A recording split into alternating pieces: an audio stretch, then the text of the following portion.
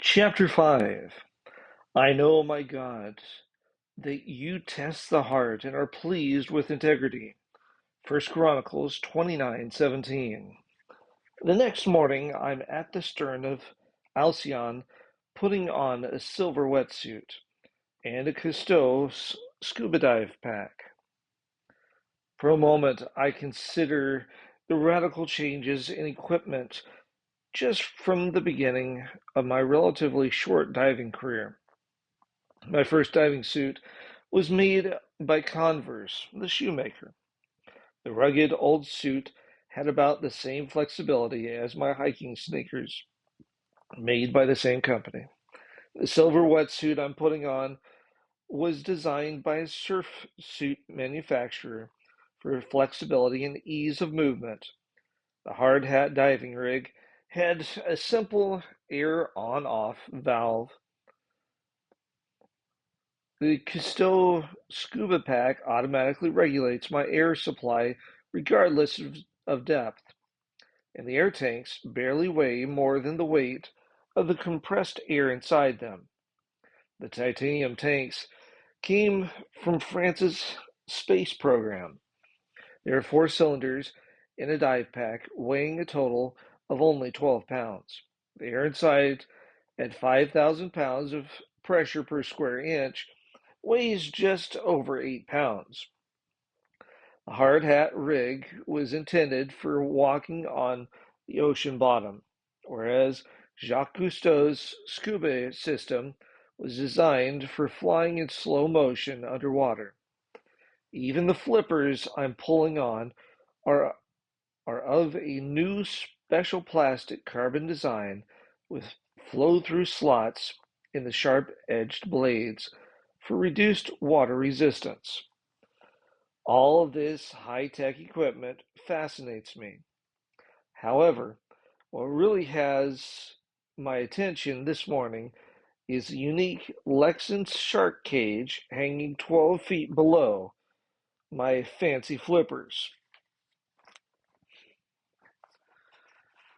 Except for a few stainless steel bolts and cables for strength and security, the Lexan cylinder is the world's first all-plastic shark cage. Jean Michel wants the cage to be as invisible as possible to sharks. The idea is that I'm supposed to be a cageless diver from the shark's perspective, to see how they might actually react to an unprotected diver in open water. Great white sharks are sensitive to electrical currents in the ocean. Plastic and stainless steel do not give off an electrical signature for sharks to detect. From the scientific viewpoint, the cage is of an ideal design for the experiment. However, from my human bait perspective, there are a few flaws worthy of my constant consideration. I'm not really enthusiastic about having to jump into the water and swim down to the cage. Since there is no other choice, I walk down the Zodiac ramp, glance at the other crew members to confirm that no one sees a shark, then peer over the side for several long seconds just to reassure my subconscious, which is having real problems with this. Taking a deep breath out of my regulator, I jump into the water and quickly swim down towards the cage. Getting into the cylinder is a tricky operation. The Lexan tube is suspended under a plastic PVC girdle that provides flotation support. The girdle is tended with two ropes from the surface. Two ropes give added security if one of them gets bitten in half by a shark, and four stainless steel wire cables that attach the girdle to the cylinder. Swimming rapidly downward, I have to avoid these entanglements, which isn't mentally encouraging in shark infested waters. Next, I need to use both of my hands to open the twin hatch doors, then quickly pull myself down into the cylinder. Early in the expedition, I accidentally snagged my tank manifolds on one of the hatch doors, with a great white shark in close attendance, which was quite exciting. Vividly remembering how dangerously close that shark's flashing teeth got to me, it was with a great sense of relief that I avoid the entanglements and pull myself down into the dubious protection of the plastic cage. I rap on the thin plastic barrier just to reassure myself that there aren't any new hairline cracks in it. Each time the cylinder is lowered into the water, there is the threat that it might bump against the windship's metal hull. Clearing excess water from my dive mask, I check the surrounding water for sharks, then peer upwards at the support girdle. The ropes and metal cables are of serious concern to me. I often worry that what would happen if a great white shark got entangled there. With its razor sharp teeth and massive physical power, the great white shark could rip the whole assembly away from Alcyon, taking me with it. I'd like to again point out that the cage's only hatch is at the top of the plastic cylinder, which would also be the location of the enraged shark. Thus, my concern this morning when I see a bait fish floating not that far from the top of my cage. I keep looking from the dangling fish, which is drifting closer to the girdle, to the water around me. I'm a little concerned with a great white shark, that a great white shark might come charging out of the dark depths for that fish. Of course, one does. It's a 17-footer, and she's streaking in from below so the dead fish won't see her coming. Did I mention that great white sharks aren't exactly the brightest creatures in the world? They seem to behave mostly by instinct and habit. Sharks like to attack vertically so as not to give any warning to their prey. I guess whether their intended prey is dead or alive doesn't make much difference in their attack scheme. What the shark doesn't know is that the dead fish has a secret ally. Nicholas, the captain of Alcyon, is holding a rope attached to the fish. When the shark lunges, he will quickly pull the fish back aboard the stern of the Alcyon. The game keeps the shark interested. Sometimes they get the fish, and sometimes they don't.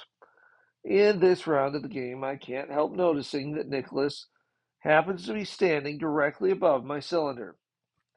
That means the fish is due to exit at the worst possible place from my now very worried perspective.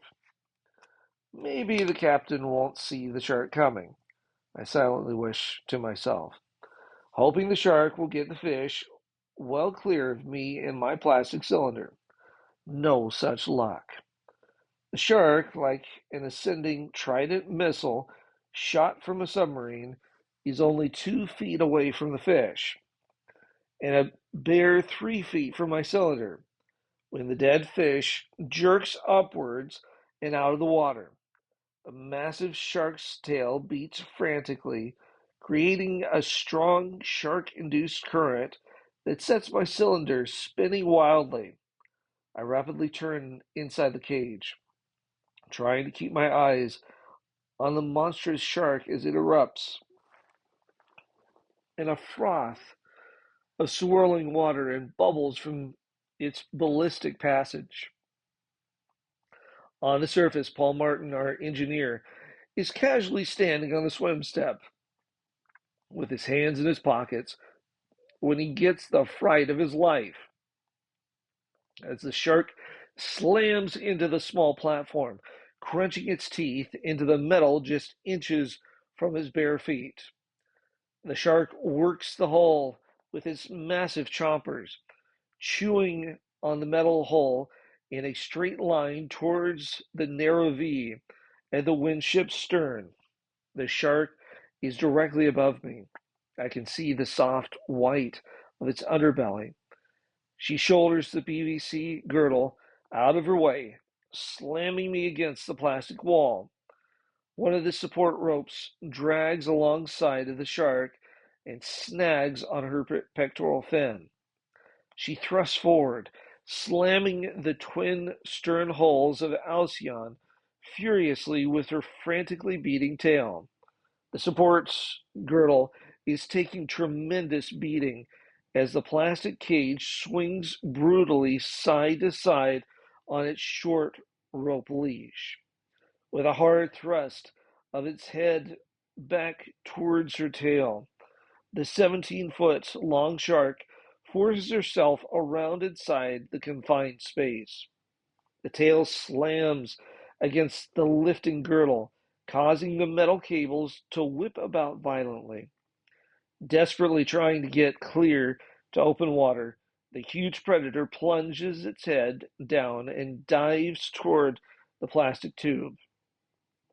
Its snout brushes the thin plastic wall inches from my face. I see the dark, glaring orb pass in the fraction of a heartbeat. Then the tail wallops the cylinder solidly. The descending shark arrows straight down, leaving my cylinder twirling in the wake of its furious passage. Wow, I think to myself. It takes several minutes for my heartbeat to settle back down. I see Kapkan and Michel Delorey suspended in their steel cage 20 feet away. Michel has captured the whole event on film. They seem to be as excited as I am, and we discuss the event with dramatic hand signals. I can't wait to tell everyone on the surface. However, I'm most particularly want to talk with the captain about his placement of bait fish. Glancing at my watch, I notice we are barely 10 minutes into the dive. Being relatively close to the surface, we have plenty of air in our scuba tanks, so the main limiting factor to our dive duration is the chilly water of the Great Australian Bight. Hanging immobile inside the shark cages, there is little we can do to keep warm. For the next hour, we shiver and wait, peering into the depths beyond the plastic walls. I think about other times I've been extremely cold, colder than the 52-degree seawater currently about us. I vividly remember the cold, clingy mud of the Anacostia River in the depths of an East Coast winter. We were 13 weeks into hard hat diver training when the first winter blizzard hit Washington, D.C. I'm wearing long underwear and sweats inside the canvas diving dress, and still I shiver in anticipation of going into the freezing river. The first one down the diving ladder. I have to break a thin crust of ice floating on the river with my heavy boots. The water beneath is barely above 32 degrees.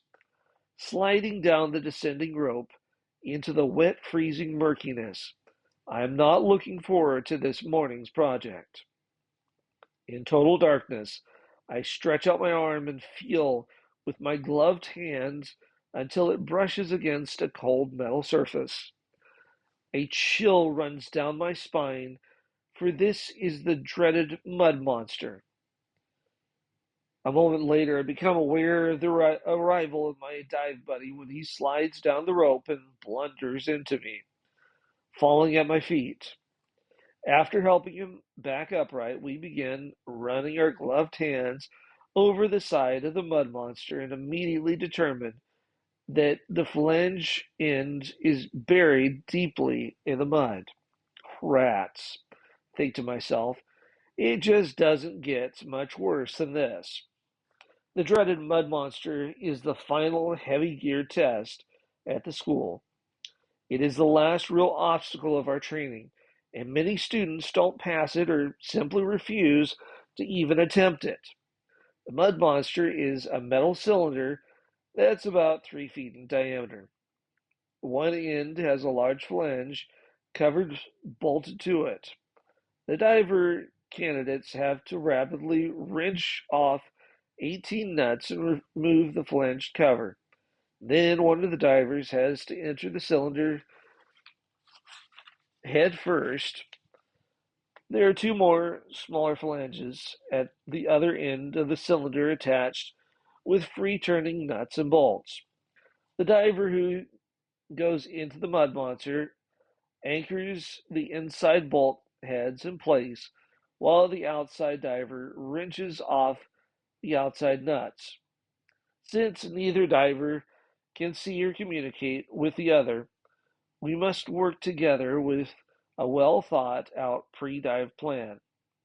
My buddy's main input into our dive plan is solely that I will be the diver who gets to go inside the mud monster, since the flange end is buried in mud. We begin by getting down on our knees and scooping out the ice cold mud. It takes about 5 minutes to uncover the flange, then we quickly move the big metal cover with its rubber gasket. To crawl into the mud monster, I have to slide head first through the hole we dug. Then, with my arms before me, squirm into the open maw of the mud monster. My dive suit's heavy breastplate restricts arm movement, which means I can't lower my arms to my side while inside the mud monster. Why this is important becomes immediately apparent. I've crawled halfway into the metal cylinder when my air pressure begins to fail. This is not a completely unexpected event, yet it is very dramatic to experience. My air valve is attached to a hose tied upside down below my breastplate. While squirming into the mud monster, I have accidentally rubbed the valve handle partially closed. With my arms locked above my head by the breastplate, I have no way of reaching the air valve with my hands. That means there are only two options open to me. One is to furiously bang my wrench against the side of the mud monster, the emergency signal for my dive buddy to grab my boots and pull me out. The other option is to try opening the air valve by rubbing the valve handle the other way against the side of the cylinder. Which what makes this challenging is that the valve is upside down, which means I have to mentally determine which way I have to rub the valve to open it. If I go the wrong way, I could jam the valve closed. And I don't want to even think about how scary it would be to be buried in mud at the bottom of a river inside a metal coffin with no air. Rubbing the valve to the left, I feel a welcome rush of air blowing across my face. I stop rubbing to keep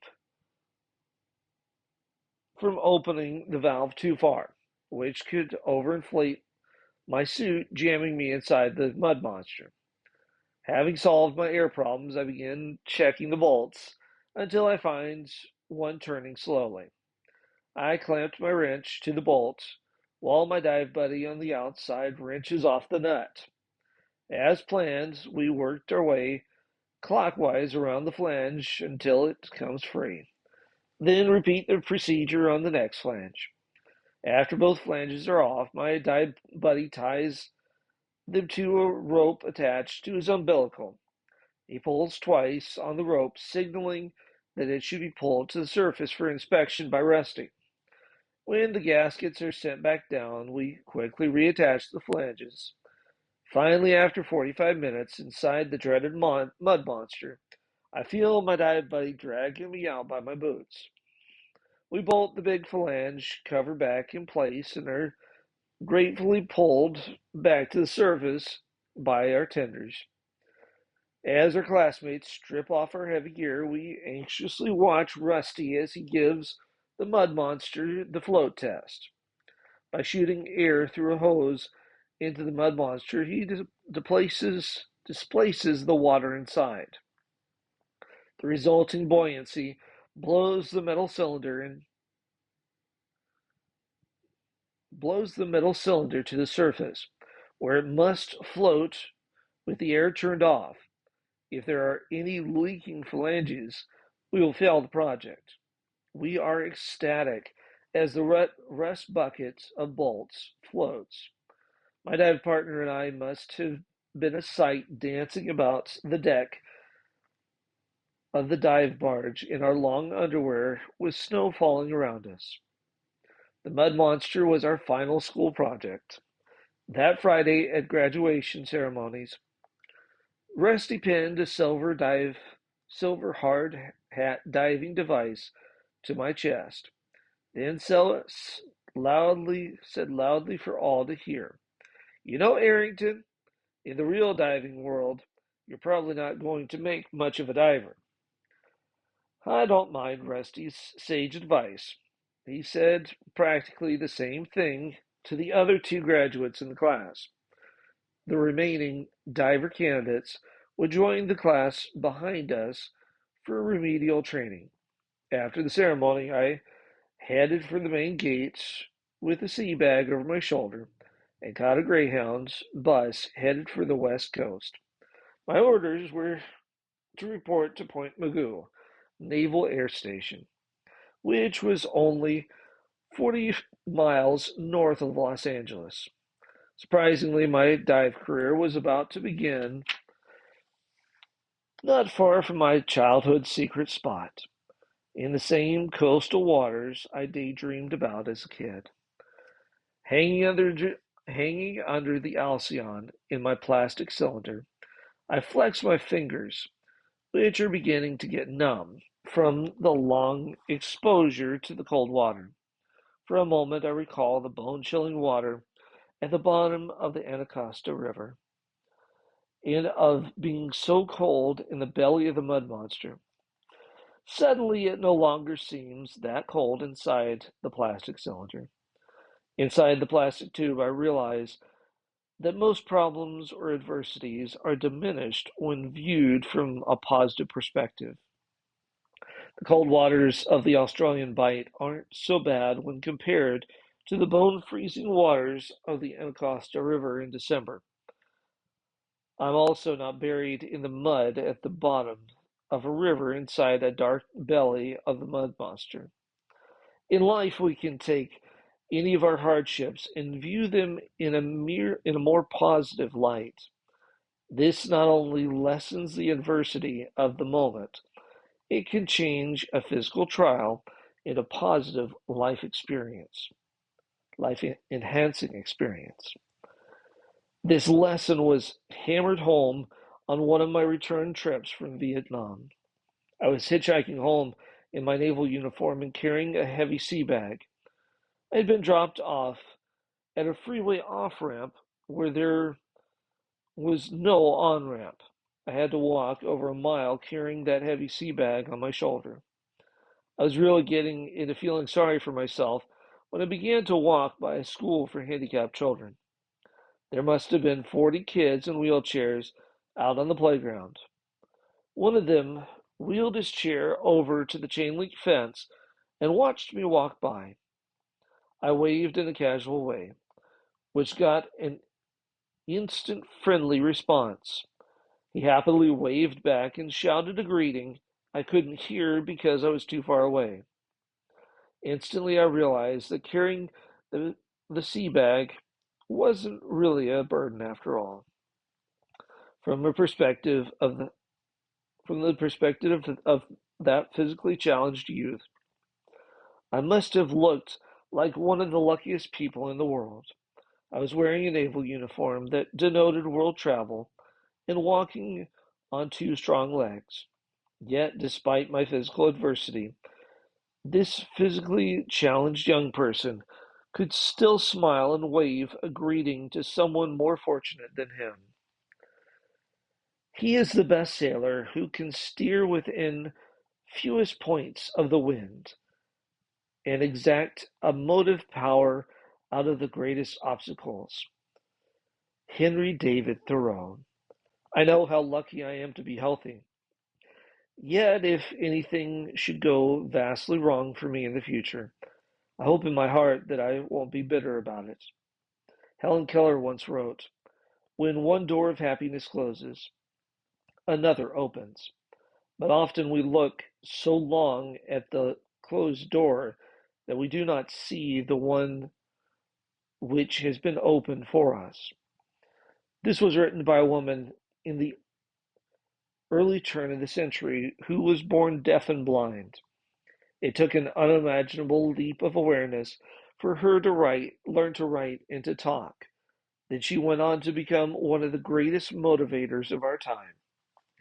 Hanging in the plastic cage under Alcyone, an abrupt flash of silver in the distance wakens me from my memories.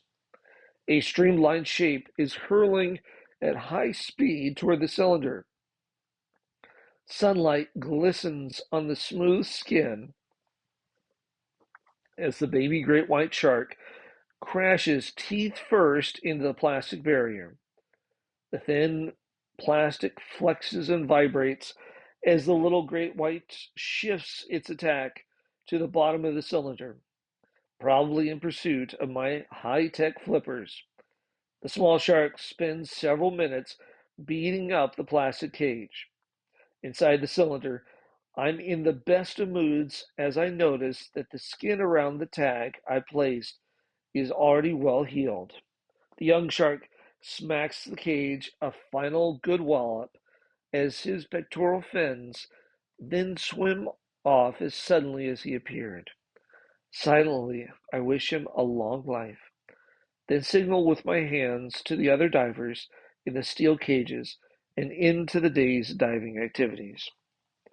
Consider it pure joy, my brothers, whenever you face trials of many kinds, because you know that the testing of your faith develops perseverance. Perseverance must finish its work so that you may be mature and complete, not lacking anything. James 1 2 through 4.